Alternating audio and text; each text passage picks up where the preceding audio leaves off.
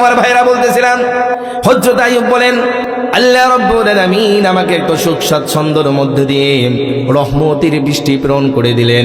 ওই রহমতের বৃষ্টি যখন আমি আমার পাথিও দ্বারা দৌড়তে লাগলাম, আল্লাহ বলেন আইয়ুব তোমাকে তো সুখ স্বাচ্ছন্দ্য আর সম্পদ কম দেই নাই, তুমি কেন ধরো? আইয়ুব বলেন আল্লাহ তুমি আমাকে সুখ স্বাচ্ছন্দ্য দান করেছো, ওই সুখ স্বাচ্ছন্দ্য পেয়ে মনটা হয়েছে নাকি যে তোমার নিয়ামতের শুকরিয়া আদায় করি নাই? আল্লাহ বলেন আইয়ুব তুমি নিয়ামতের শুকরিয়া আদায় করেছো, তোমার নিয়ামতের শুকরিয়া আমি খুশি হয়েছি, তবে আইয়ুব মনে রাখো তোমাকে অবশ্যই পরীক্ষা করা হবে।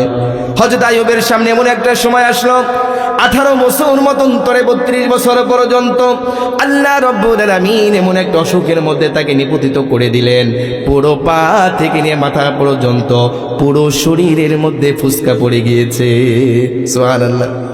হযরত আইয়ুব বলেন আল্লাহ আমার পা থেকে নিয়ে মাথা পর্যন্ত পুরো জায়গা আপনি ফুসকা ফেলে দিবেন, পুরো জায়গা আপনি ক্ষত বিক্ষত করে দিবেন, আমার কোনো আপত্তি থাকবে না, আফসোস থাকবে না।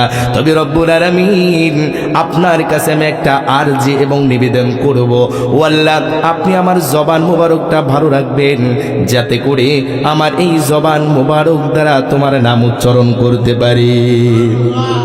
আল্লাহ নামের সুর সদা হৃদয় মাঝে বাজে, সকলে একসাথে আল্লাহ নামের সুর সদা হৃদয় মাঝে বাজে। আল্লাহ নামের সুর সদা হৃদয় মাঝে বাজে। ও নাম মুখে যতই জপি ততই মধুর লাগে, ও নামেতে এত জাদু না জানি তামাগে।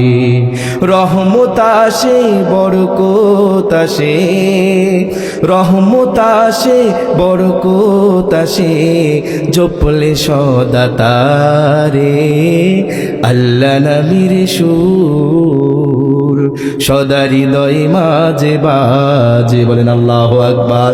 হযরত আইয়ুব বলেন আল্লাহ আপনি আমার পা থেকে নিয়ে মাথা পর্যন্ত পুরো শরীরকে ফুসকা ফেলে দেন, ক্ষত বিক্ষত করে দেন, আপনার প্রতি আমার কোনো অভিযোগ থাকবে না, আমার হৃদয়ে কোনো আফসোস থাকবে না।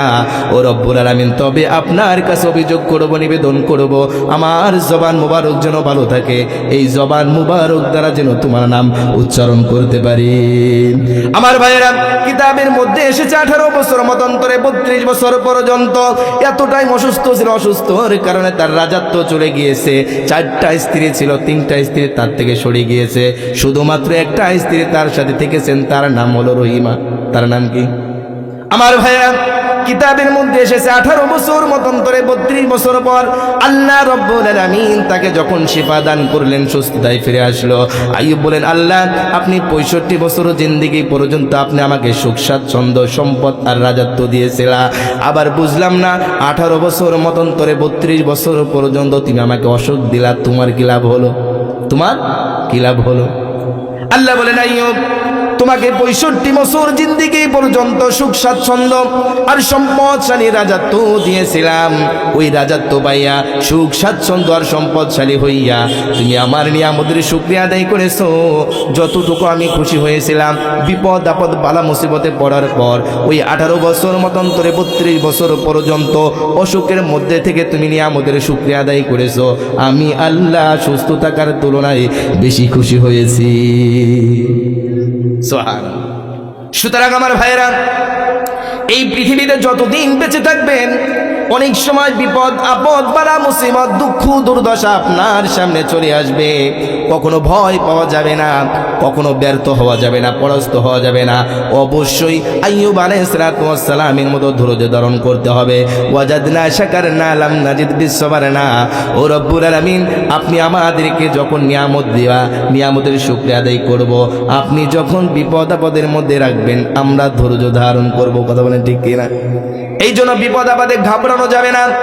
দুঃখ দুর্দশা সংকটতা অর্থ অসচ্ছলতা আসবে, এগুলোকে কখনো পরাস্ত হওয়া যাবে না, এগুলোকে দেখে কখনো ব্যর্থ হওয়া যাবে না, কষ্ট ক্লেশের মধ্যে পড়া যাবে না, মনটাকে নরমাল করা যাবে না।